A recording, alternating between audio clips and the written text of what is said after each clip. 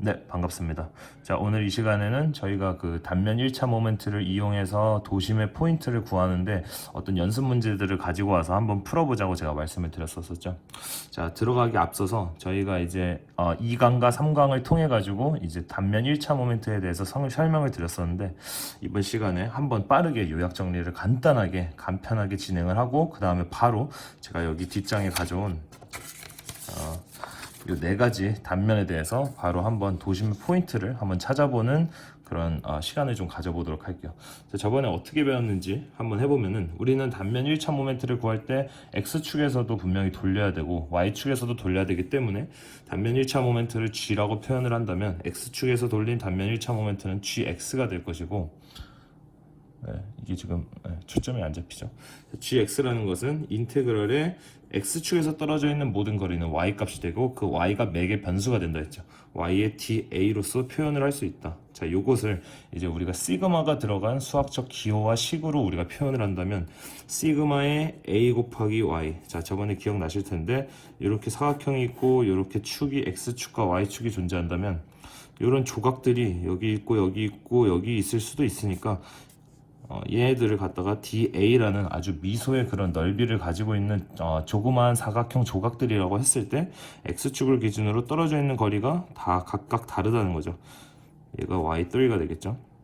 그렇기 때문에 이 A가 갖고 있는 이 조각에 요 걔가 떨어져 있는, X축을 기준으로 떨어져 있는 Y 값을 곱해준 값 더하기 또 Y2가 떨어져 있는 값 곱하기 요 DA 값, 이런 것을 갖다가 이 전체적인 면적이 될 때까지 다 해주면은 어떻게 되냐면, 전체의 넓이라는 것은 이 정사각형의 넓이니까 A가 되는데, 이것은 우리가 이 정사각형이 만약에 밑변의 길이가 B고 높이가 H라고 하면은 BH가 된다는 사실이었죠.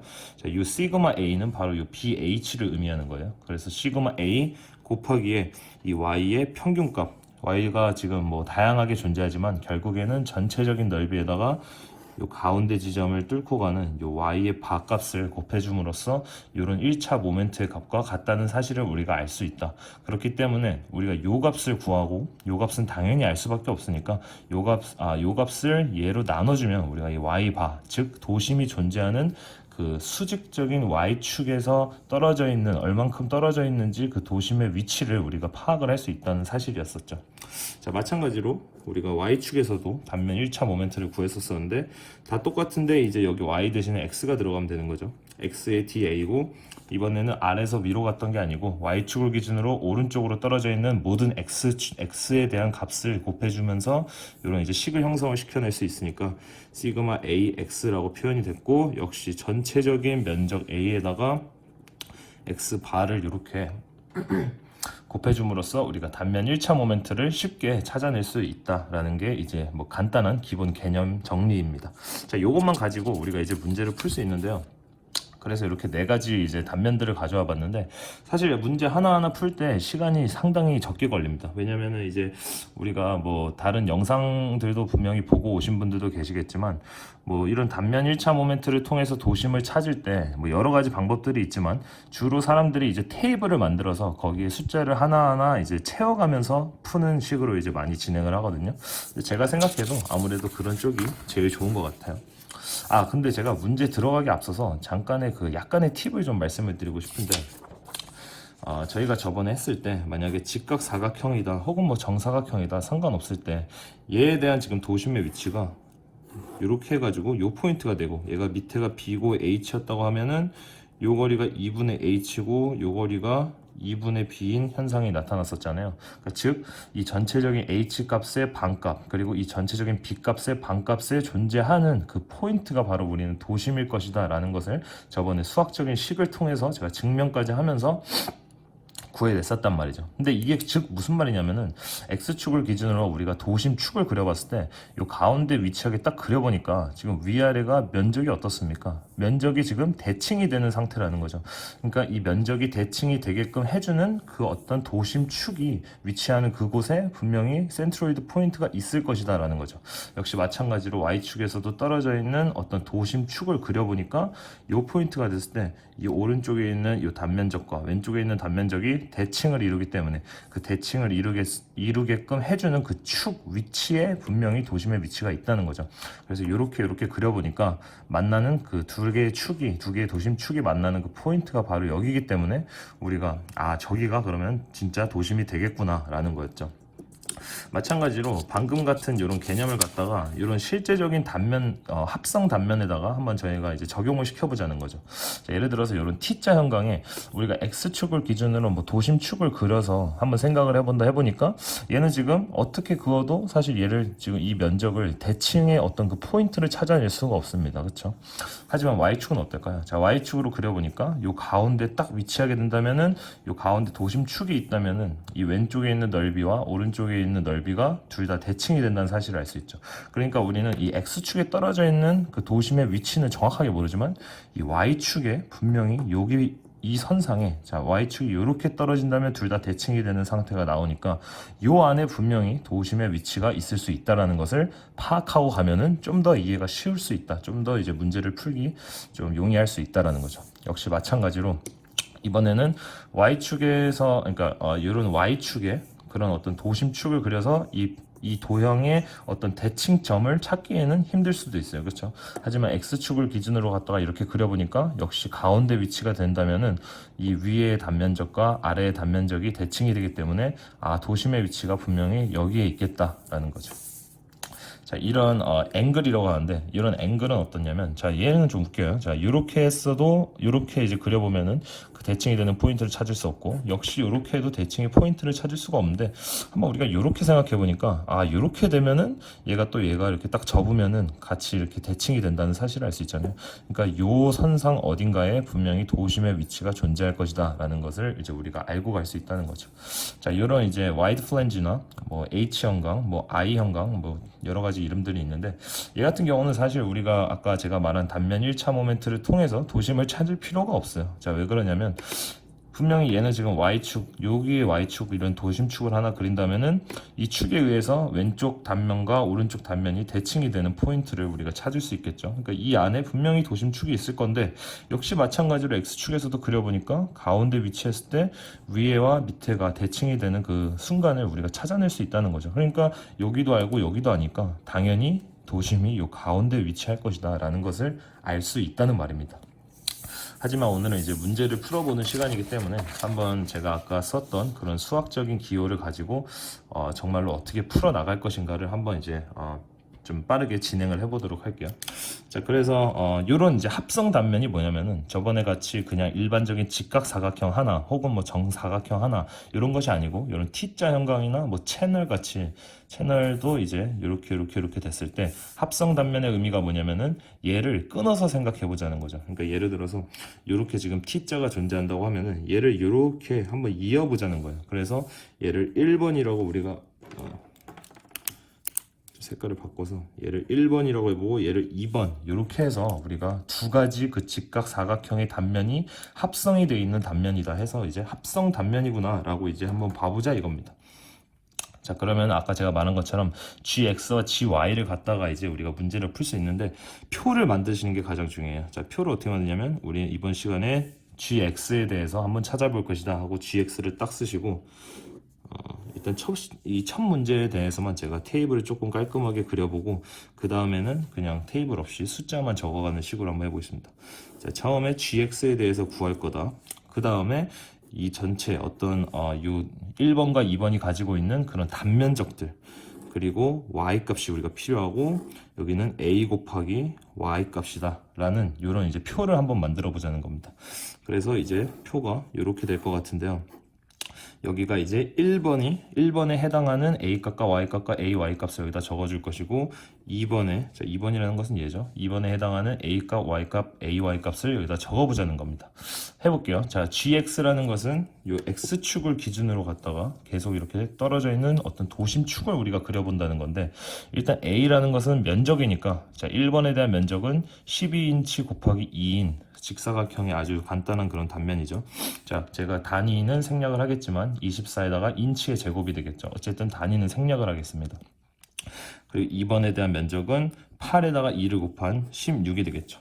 자, 여기서 이 y가 중요한데, 이 y라는 것은 아까도 말했듯이 x축에서 출발해서 x축에서 어디까지냐면은 바로 이들이 가지고 있는 그 도심의 포인트까지 y값이 얼마만큼 떨어져 있느냐가 이제 요 y값이 되는 거예요. 자, 근데 우리가 지금 요 직사각형과 얘의 직사각형이기 때문에 우리는 이미 얘네들의 그 도심의 포인트가 다 여기와 여기 있을 거라는 저번에도 얘기 드렸지만 상식도 있지만 실제로도 우리가 축을 그려보니까 이렇게 하면 대칭이 되고 이렇게 하면 또 대칭이 되니까 2번이 포인트가 여기 있을 것이고 1번 역시 이렇게 하면은 대칭이 되고 이렇게 해도 대칭이 되니까 아, 이 포인트에 도심이 위치하겠구나 해서 이 포인트들을 두 개를 딱딱 찍어 놓는 겁니다. 그러면 1번이라는 것은 1번의 y값은 뭐냐면 x축은 항상 이 밑에서부터 시작한다 했잖아요. 거기서 이 1번이 가지고 있는 도심의 위치까지의 y값은 무엇이냐라는 것을 물어보는 거니까 이 도심은 지금 2인치의 절반인 1인치에 해당하겠죠. 그렇죠? 그럼 여기 밑에부터 이 도심이 있는 그 y값은 전체가 10인데 위에서 1을 빼줘야 되니까 9인치가 되겠죠. 되죠? 2번 역시 여기 밑을 기준으로 2번에 요 가운데 포인트니까 전체가 8이었으니까 4인치가 되겠네요. 자, 그러면 a 곱하기 y 얘랑 얘를 곱하자 이겁니다. 9 곱하기 24면 216이 되고 64가 되겠죠. 자, 그럼 우리가 아까 필요한 거는 뭐였냐면은 시그마의 이 전체 a의 값인 40이 필요할 것이고 또 시그마의 이 ay 값인 216 더하기 64를 해주시면 280이 필요하게 되는 거죠. 자, 따라서 우리가 g의 x 값은 요거였으니까 g의 x 값은 a의 y였는데 시그마 a의 곱하기 y 바였으니까 이 시그마 ay라는 것은 지금 여기 나온 요 값이 이제 들어가면 되겠죠. 280이 되겠고 전체적인 면적은 합성 단면이기 때문에 이 1번에 가지고 있는 에어리아와 2번이 가지고 있는 에어리아 둘 다 더해준 40 역시 여기다 우리가 표에다가 표시를 해봤죠. 그 다음에 이 y바 우리가 즉 구하고 싶어하는 도심의 포인트가 바로 여기일 것이다 라는 거였죠. 자, 그렇게 된다면은 280을 40으로 나누면은 7인치가 나오게 되네요. 자, 이 7인치라는 거 역시 이 X축을 기준으로 이렇게 위로 쭉 올라가서 바로 7인치. 자, 여기가 8이니까 7이면은 한 요 정도가 되겠죠. 여기에 분명히 이렇게 이제 X축의 그 도심축이 그려질 것이다라는 거죠. 그렇죠? 근데 우리가 Y축에 대한 도심축은 사실 구할 필요가 없다는 사실을 제가 아까 말씀드렸죠. 왜냐하면 이렇게 잘랐을 때 대칭을 이루기 때문에 도심축이 위치하고 있는 그 포인트에 분명히 도심이 위치할 것이다 했는데 요 선과 요 선이 만나는 그 포인트는 바로 여기가 될 것이다라는 거죠. 여기가 센트로이드가 될 것이다라는 겁니다. 그래도 첫 번째 문제이기 때문에 한번 제가 조금 글씨를 너무 크게 써가지고 쓸 때가 자리가 좀 부족하긴 한데 여기다가 한번 첫 번째 문제니까 gy 값에 대해서도 한번 풀어보도록 할게요. 자, 첫 번째 문제니까 gy 똑같이 하고 a가 필요할 것이고 이번에 y니까 x의 값이 필요할 것이고 a 곱하기 x의 값. 자, 헷갈리니까 그냥 ax로 쓸게요. 자, 이렇게 필요할 것이죠. 역시 1번과 2번의 두 가지 합성 단면을 우리가 가지고 있고 이 에어리아는 역시 똑같겠죠. 24와 16으로 일정할 텐데 이 x값이라는 것은 이 y축에서 기준해서 이 도심의 포인트들이 얼마만큼 떨어져 있냐죠. y축은 여기 이제 그려서 시작하는 건데 여기서부터 1번까지의 이 도심이 있는 그 지점까지 x거리는 전체가 10이니까 6인치가 되겠죠. 2번 역시 자, 여기서 시작해서 이 포인트 가운데 있는 건데 역시 얘랑 지금 같은 선상에 있으니까 얘도 6인치가 된다는 사실을 알 수 있죠. 그럼 얘는 24 곱하기 6을 하면은 144, 16 곱하기 6은 96 이렇게 나오는 거죠. 그래서 우리가 필요한 것은 전체적인 a 값인 40 똑같겠고 전체적인 ax 값인 144 더하기 96을 하시면은 240이 나오게 돼요. 자, 근데 우리가 gy 값을 구하고 싶은데 gy 값은 ax다. 근데 이것은 전체적인 a에다가 x의 발을 곱하는 값이랑 똑같으니까 우리가 얘 값을 여기서 찾아냈었죠. 240이 되겠고 전체적인 a 값은 40이니까 우리가 x의 값을 구할 수 있는데 얘를 40으로 나누니까 6이 나온다는 거죠. 즉 여기 요 y축을 기준으로 이 이 전체적인 합성 단면이 그 합성 단면의 도심이 위치하고 있는 그 포인트는 분명히 6인치 떨어져 있는 요 도심축이 지나고 있는 요 포인트 어딘가에 있을 것이다 했으니까 우리가 생각했던 그 선상이 맞다는 거죠. 왜냐하면 이렇게 그렸을 때 얘와 얘가 같이 이렇게 포개질 수 있는 그런 대칭 상태를 이루는 그 도심축이기 때문이었죠. 자, 이렇게 해서 푸는 거예요. 자, 말을 좀 많이 해서 많이 걸린 건데 사실은 간단합니다. 아까도 말했듯이 우리가 Y축, 이번에는 요 X축에서 그어봤을 때 이렇게 위아래가 대칭이 될 거니까 X축에 대해서는 사실 필요가 없을 것 같아요. 그렇죠? 그렇죠? 그럼 우리가 이 Y축에 대해서 얼마만큼 떨어져 있는지만 알면은 우리가 그 도심의 포인트를 찾을 수 있다는 거죠. X축은 그러니까 X축은 안 해도 되니까 Y축에 대해서만 한다면은 Y축이라는 것은 GY는 그렇죠? X, AX 우리가 이렇게 필요할 것인데 GY에 대해서 이번에는 한번 세 개로 끊어보자는 거죠. 이렇게 하면 해서 1번, 2번, 3번 자 이렇게 하고 얘네들의 도심의 위치는 분명히 여기가 되겠죠. 그렇죠? 그러면은 1번, 2번, 3번 에어리아부터 구해볼까요? 1번의 에어리아 8 곱하기 2니까 16 2번은 10 곱하기 2니까 20 3번은 2 곱하기 8 역시 16이 되겠네요. 그렇죠? X값은 이 Y축을 기준으로 떨어져 있는 도심의 위치까지 떨어져 있는 X값이니까 1번 같은 경우는 전체가 8이니까 4가 되겠고 2번은 여기서 여기까지가 2인치니까 가운데 값인 1이 되겠고 3번 같은 경우 역시 얘와 마찬가지로 4가 된다는 거죠. 곱해주면은 64, 20, 64 우리가 필요한 것은 전체 A값 16 더하기 20 더하기 16이니까 32, 52가 되겠죠. 맞죠? 그리고 전체적인 AX 값이 필요하니까 64 더하기 20 더하기 64 148이 나온다. 그렇다면은 얘로 나눠주면은 우리가 아까 x 밥값을 구할 수 있었죠. 뭐 한번 더 다시 써볼게요. 자, a의 x 값인데 전체 a에다가 곱하기 x의 밥값을 해주면 된다. 얘는 여기서 나온 148이고 얘는 여기서 나온 52에다가 x 반이니까 x 반은 148을 52로 나눈 2.846 인치가 나오게 되네요. 자, 2.846 인치라는 것은 지금 여기가 2인치니까 0.846 인치 정도 떨어져 있는 요 포인트에 그렇죠? 도심의 위치가 있을 거라는 거죠. 센트로이드. 근데 우리가 자 그래서 이렇게 도심축을 지금 하나 그렸는데 우리는 이미 X축에 대한 거는 상식적으로 요 가운데 위치할 때 두 가지 단면이 이렇게 만나게 포개지게 대칭이 될 것이니까 여기 있을 것이다. 그러니까 이 도심의 위치 자체가 여기가 될 것이다. 즉 요 포인트가 여기가 0,0이라고 했을 때 2.846 요 몇이죠? 5에다가 7이 되겠죠. 자, 이렇게 된다는 사실이죠. 그러니까 여기가 0.0이라 했을 때 도심의 위치가 2.846만큼 x값이 움직인 거리에다가 요 가운데 지점이니까 가운데 지점이 여기서부터 여기까지가 5에다가 2를 더하니까 7이 되겠죠. 그래서 2.846,7이 우리의 도심의 위치가 되겠습니다.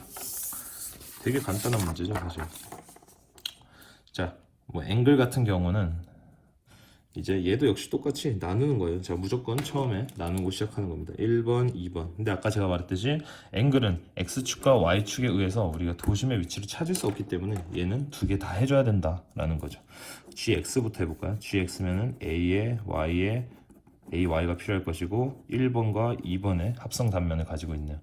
1번의 에어리아는 2 곱하기 8이니까 16. 그렇죠? 네, 2번 같은 경우는 2 곱하기 10이니까 20. Y는 자, 요 X축을 기준으로 얘네들의 도심의 위치 여기와 여기겠죠. 여기까지 얼마만큼 떨어져 있냐니까 1번 같은 경우는 여기 4에다가 2를 더한 요 반값이 4인치죠. 4인치에다가 2를 더한 6인치가 될 것이고 2번 같은 경우는 전체가 2인치니까 1인치가 되겠네요. 곱하면 20에 96이 된다. 그렇죠? 우리가 필요한 것은 36에 116이니까 gx를 통한 y 밥값은 얘로 나눈 116을 36으로 나눈 3.222 인치가 된다. 그렇죠? gy 값은 제가 조금 너무 따닥따닥 붙여서 그렸군요, 그림을. A의 x와 AX가 필요한데 1번과 2번을 갖고 있으니까 넓이는 역시 16과 20 똑같은데 x값이 바뀌는 거죠. x값은 이 y축을 기준으로 갖다가 1번의 경우는 여기 2인치니까 가운데 값은 1인치가 되겠고, 얘는 여기서부터 여기까지인데 10인치니까 가운데 값이 5가 되겠고, 곱해주면 16에 100이다. 그렇죠?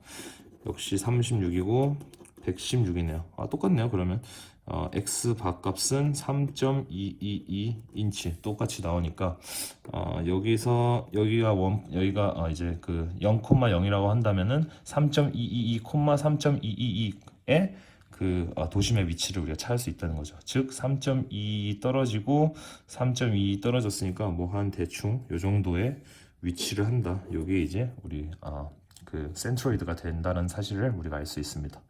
자, 요거는 사실 제가 이제 해보니까 뭐 자리도 없는데, 사실 아까도 제가 말씀드렸다시피 할 필요조차가 없는 거죠. 왜냐면은 우리가 그냥 도심의 축을 그려봤을 때 요렇게 한번 해보니까 이게 대칭이 되고, 요렇게 그려보니까 대칭이 되니까 상식적으로 이 센트로이드 포인트는 바로 정 가운데에 위치할 것이다.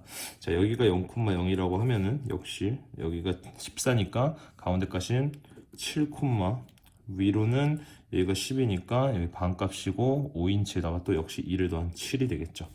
이렇게 해서 우리가 이제 네 가지 합성 단면에 대해서 조금 도심을 한번 구해봤는데, 사실 어려운 문제는 아닌데 제가 또 이렇게 설명을 하다 보니까 약간의 팁도 드리고 이러다 보니까 좀 시간이 오래 걸린 건 사실이에요. 근데 이제 문제를 한두 개 풀어보신다면은 뭐 그렇게 어려운 점을 찾을 수는 없으실 겁니다. 자, 그래서 저희가 여태까지 이제 단면 1차 모멘트를 통해서 도심을 구하는 법들에 대해서 했었는데, 이것을 여태까지 왜 했냐면은 그렇게 사실 중요한 건 아니에요. 근데 이제 저희가 모멘트는 2 곱하기 i라는 것에 대해서 제가 설명을 드렸었는데, 이 i가 바로 단면 2차 모멘트였었잖아요. 이 단면 2차 모멘트를 구하기 전에 우리가 이 도심의 위치를 파악을 해야 이 단면 2차 모멘트를 구할 수 있기 때문에, 그렇기 때문에 이 i의 값을 우리가 알고자 이 센트로이드를 구하기 위해서 단면 1차 모멘트를 구했었던 겁니다. 자, 그렇다면 이제 다음 시간에 단면 2차 모멘트에 대한 그런 개념 강의 해설 좀 설명을 드리도록 한번 강의를 또 찍어 볼 것이고요. 또 이렇게 설명하다가 우리가 그렇다면 단면 1차 모멘트로 해석이 안 되는 부분, 왜 단면 2차 모멘트가 필요한지, 이런 것에 대해서도 제가 추가적으로 그냥 팁들을 드리려고 하니까 다음 영상에서도 또 한번 단면 2차 모멘트에 대해서 한번 배워보도록 하겠습니다. 감사합니다.